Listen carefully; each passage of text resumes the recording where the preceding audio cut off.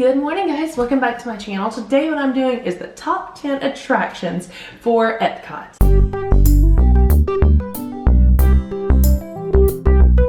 Top 10 attractions for Epcot. Super love this park. It's a very large park, so if you are debating whether or not to bring a stroller, definitely bring it to this park because the entire loop of Epcot is about a mile or more.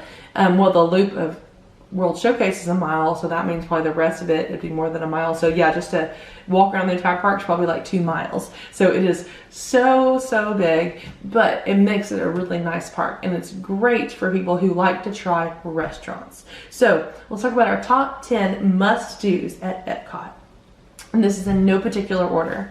So number 1 is Soarin'. Now this used to be Soarin' over California. Now it's Soarin' around the world, but anyone could ride it as long as they meet their height requirement, which I feel like the height requirement should be lower than it is.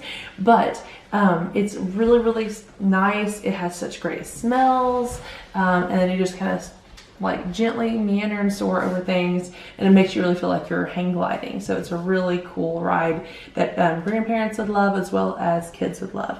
Number 2 is Test Track. Now Test Track is where they're like testing a vehicle and how well it does in certain conditions. What's neat about it, since they've redone it, is you get to design your own vehicle, and then you're testing that design. So whenever you're in the queue line, get ready before you get on the ride to design your own vehicle. So you can take your time with that, but do realize it's on a timer. You only have so long to design it. So it is really cool. I would say most people can ride it, but if you're like a lot older, it does have a pretty fast section, but you can see it outside of the ride. It's wherever they're going outside, and you can see the cars zooming by, but it's really just like driving a car with the windows down. So if you can handle that, then you should be fine. But that's the only part that would be kind of like thrilling and stuff, but it shouldn't make you sick or anything like that. So again, perfect ride, like really love the ride. There is single rider as well, so if you see the lines really long, check out single rider. Number 3 is Frozen Ever After. Now this is in the Norway Pavilion. This is such a good ride, almost like a Magic Kingdom ride. So it's kind of a dark ride with a little bit of a drop. Anyone can ride it, and it's about Frozen. So, and the queue itself is like through Arendelle, so must do, definitely. Number 4 is Spaceship Earth. Now that is the big ball right when you walk in. That is the ride, and it's such a good educational ride, and it's just good. It's just like you're just going in a slow moving through communications is pretty much like what you're going through from the very beginning of cavemen all the way up until like computers and stuff. So, and they're going to redo it, which is amazing, to add in like say the last 50 years or so, because it kind of stops like around the 70s. So I'm excited to see what they're going to do with it from here on. And it has some really great smells as well in there. But if you want to get some education for your kids, it's really good how they talk about how they made paper and how just we had learning in books and stuff like that. So absolutely love it. Cannot recommend enough. If you are into doing homeschool or something like that, that is a must do for sure. Okay, but it is really fun. Like, it's not just educational, it is like a really fun ride. And at the end, you kind of like pick your own like future or something. So it's just a must do. Definitely have to do that.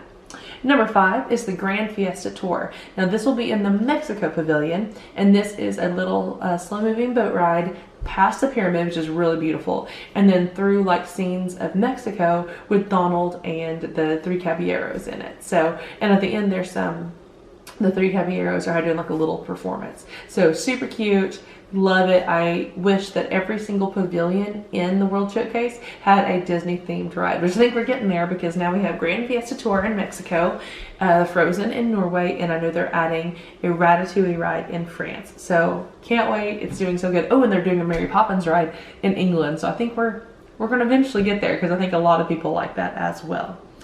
Okay, number 6 is just the Mexico Pavilion. The Mexico Pavilion is amazing. So when you walk into the Mexico Pavilion, to the right, there's an outdoor seating for a restaurant, and it's okay.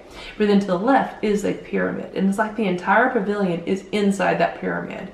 So when you go into the like Mayan or Aztec type pyramid. You go in, and then there's like a little museum, which is right now talking about Coco, the movie, and all the stuff that goes with Day of the Dead, which is really neat. You then go into like this marketplace at night. So they have their sit-down restaurant in there, they have some shopping, and then they also have the Grand Fiesta Tour boat queue is right there, and then they go through the tour that way. So if every pavilion could be as good as that, it would be amazing. So definitely the best pavilion.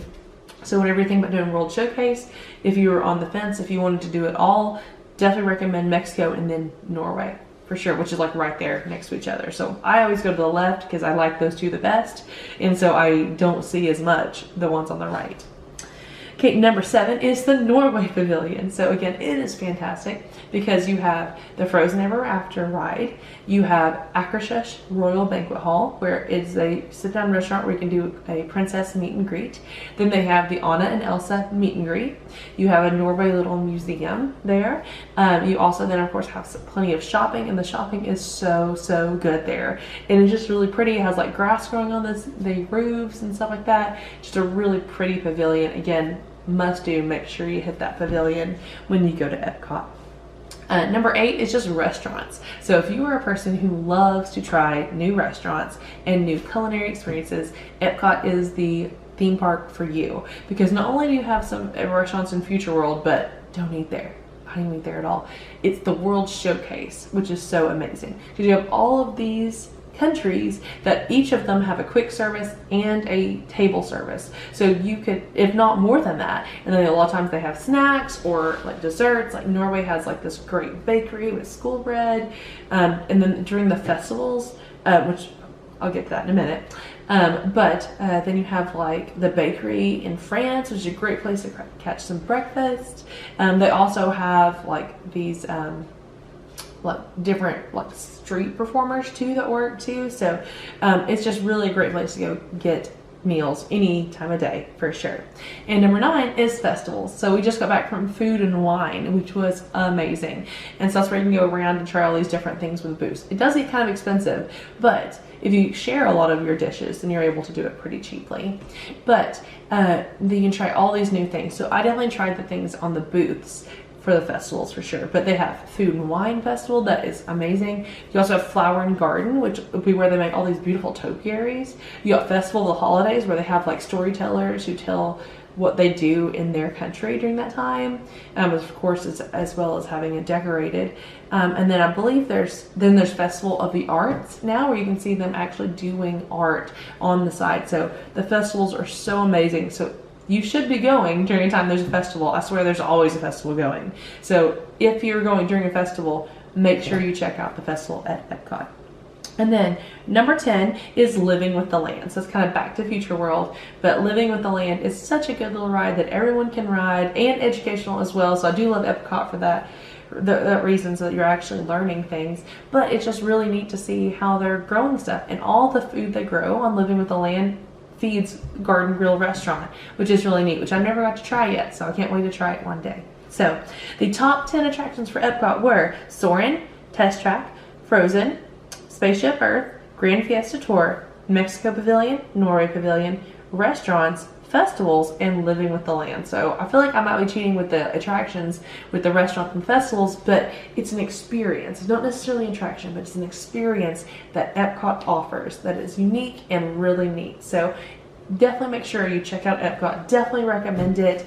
And if you comment down below, what is your favorite attraction at Epcot if it's not on my list here today. So thank you for watching. God bless, be adventurous, and make sure you hit like and subscribe so you never miss an episode, and I'll see you next time.